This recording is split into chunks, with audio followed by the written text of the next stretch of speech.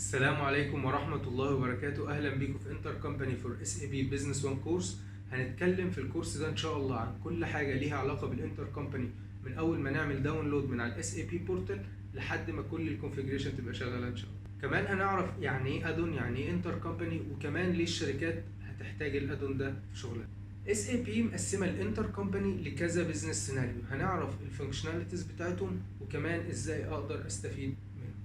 مش بس هنعمل انستوليشن وكونفيجريشن للانتر كومباني ادون، كمان هنتعلم لو في مشكله قابلتني ازاي ان انا اقدر احلها من خلال الترابل شوتنج تولز واس اي بي نودز.